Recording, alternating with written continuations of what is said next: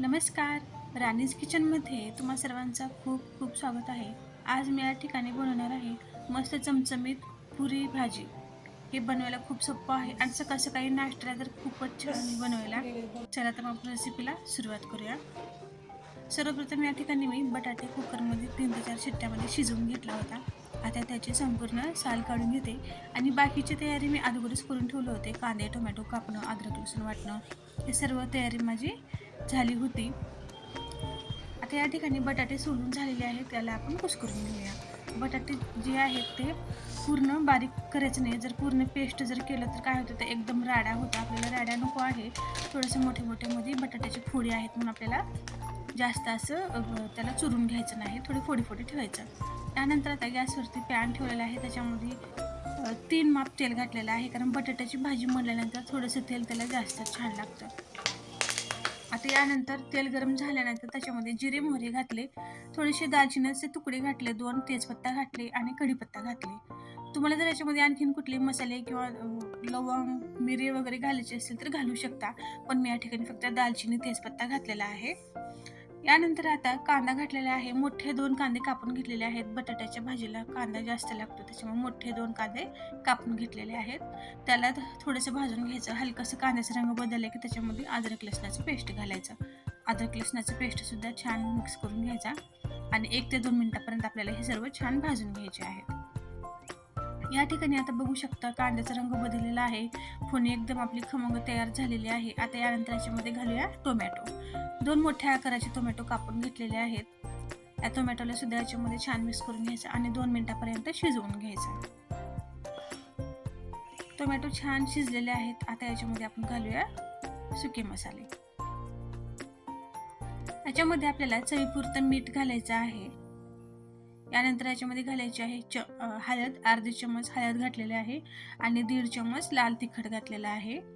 आणि यानंतर याच्यामध्ये घातलेली आहे धनिया पावडर. चमच्यानं भरून फुल मोठा चमचा आहे त्याच्याने मी फुल भरून धनिया पावडर घातलेला आहे. हे सर्व मसाले आता आपल्याला या ठिकाणी छान भाजून घ्यायचे आहे. जर तुम्हाला याच्यामध्ये कुठला गरम मसाला घालायचा असेल तर तुम्ही घालू शकता. मसाले आपल्या मनावर आपण कुठलेही घालायचे आहेत. आता हे सर्व छान आपल्याला 1 मिनिटापर्यंत भाजून घ्यायचं आहे फुल गॅसवरती. आता या ठिकाणी आपल्याला काय करायचं आहे, 2 ते 3 चमच शेंगदाण्याचं कूट घालायचं आहे. शेंगदाण्याचं कूट आपल्याला नंतर वरून घालायचं नाही. वरून जर घातलं तर भाजी जी आहे ते पांढरी होते. आपण किती जरी मसाले घातलो आणि नंतर जर वरून शेंगदाण्याचं कूट घातलो तर ते काय होतं, भाजी पांढरी बनते. म्हणजे कलर येत नाही. चवीला काही फरक पडत नाही, फक्त कलर येत नाही. म्हणून आपल्याला जेव्हा हे फोडणीचा आपण मसाला बनवतो तेव्हा त्याच्यामध्ये शेंगदाण्याचे कूट ॲड करायचं आणि शेंगदाण्याचे कूट आपल्याला पूर्ण बारीक टाकायचं नाही, मोठं घालायचं आहे. पूर्ण एकदम बारीक पावडर शेंगदाण्याचे कूट घालायचं नाही. जर पूर्ण बारीक शेंगदाण्याचं कूट घातलं तर काय होतं, ते पिठल्यासारखं बनतं. त्याच्यामुळे आपल्याला मोठंच ठेवायचं आहे. आता यानंतर लगेच याच्यामध्ये आपल्याला सोलून ठेवलेले बटाटे घालायचे आहेत आणि त्याला सुद्धा छान मिक्स करून घ्यायचं आहे. हे संपूर्ण बटाटे आणि हा मसाला एकजीव करून घ्यायचा. यानंतर याच्यामध्ये घालायचं आहे पाणी. पाणी गरम करून घालायचं आहे. थंड पाणी अजिबात घालायचं नाही. त्यानंतर पाणी घातल्यानंतर आपल्याला मिक्स करून घ्यायचं आहे. पाणी तुम्ही तुमच्या आवडीनुसार, तुम्हाला जशी भाजी पाहिजे घट्ट पातळ त्यानुसार या ठिकाणी पाणी घालायचं आहे. तर या ठिकाणी मी 2 ते 2.5 ग्लास पाणी घातलेलं आहे. मी पुरी बनवणार आहे आणि पुरीसोबत थोडंसं रस्सा भाजी छान लागते म्हणून मी या ठिकाणी थोडंसं रसरशीत भाजी बनवली आहे, बघू शकता. आणि याच्यामध्ये बटाटे तुम्ही बघा कसं फोडी दिसत आहेत. असे बटाटे जर राहिले ना तर भाजी खायला खूप छान लागते. आता यानंतर याच्यावरून भरपूर कोथिंबीर घालायची आहे. कोथिंबीर शिवाय भाजीला टेस्ट येत नाही बटाट्याच्या, त्याच्यामुळे या ठिकाणी भरपूर अशी कोथिंबीर घातलेली आहे. आणि हे पहा, भाजी या ठिकाणी छान शिजत आहे. पाणी गरम घातल्यामुळेच या ठिकाणी भाजी आपली पटकन शिजलेली आहे. आणि साईडला तरी बघू शकता तुम्ही, तरी किती छान आलेली आहे भाजीला. जेव्हा आपण कांदा भाजतो ना त्यावेळेस जर आपण घाई केलो तर अशी तरी येत नाही. कांदा आपल्याला छान भाजून घेतला, ती फोडणी छान तयार झाली तर भाजीला तरी येते. भाजी तयार झालेली आहे. आता या ठिकाणी मी भाजी बनवायच्या आधीच पीठ मळून ठेवलेला होता, कारण पीठ जर भिजलं तर पुऱ्या छान होतात. आणि पुरीसाठी ना पीठ एकदम घट्ट मळून घ्यायचं आहे आपल्याला. पीठ जर पातळ असलं ना तर पुरी व्यवस्थित होत नाही आणि लाटता पण येत नाही आणि गोल आकाराची पुरी होत नाहीत आणि फुगत सुद्धा नाहीत. पीठ जितकं घट्ट असेल ना पुरी तितकी छान फुगते. त्याच्यामुळे आपल्याला पीठ एकदम घट्ट तिंबून घ्यायचं आहे. आता यानंतर आपल्याला जशी पुरी हवी आहे त्यानुसार आपल्याला गोळे बनवून घ्यायचे आहेत. या ठिकाणी मी मध्यम आकाराचे गोळे बनवून घेत आहे. हे पहा, सुरुवातीला आपण गोळे बनवून ठेवलो तर काय होतं, पुरी लाटायला सोपी जाते.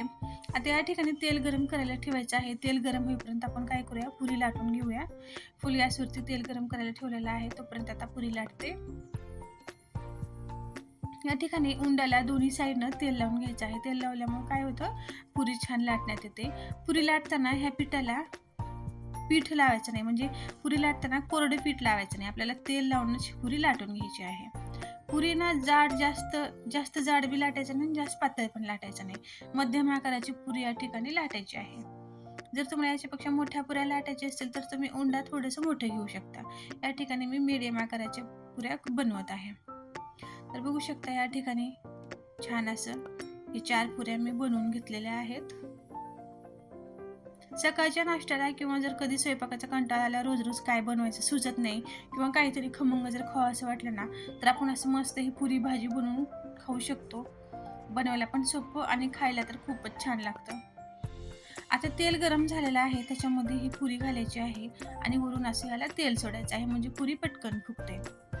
बघू शकता या ठिकाणी पुरी किती टम्म फुगलेली आहे आणि कलर सुद्धा खूप छान आलेला आहे, रंग.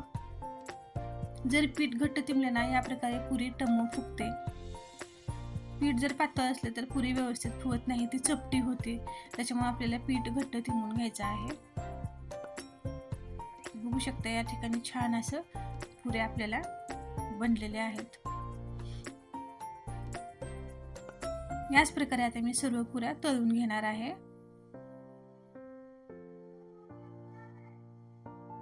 तर संपूर्ण पुऱ्या तळून झालेल्या आहेत. बघू शकता आता भाजी सुद्धा थंड झालेली आहे आणि किती छान रंग आलेला आहे भाजीला. आणि याची ग्रेव्ही तर इतकी छान झालेली आहे ना, अगदी ना पातळ ना घट्ट, एकदम असं छान ग्रेव्हीदार भाजी तयार झालेली आहे. आणि या ठिकाणी आपल्या ह्या गरम गरम पुऱ्या तयार झालेल्या आहेत. बघू शकता या ठिकाणी मस्त आपल्या सकाळ सकाळचा नाश्ता पुरी भाजी तयार झालेली आहे.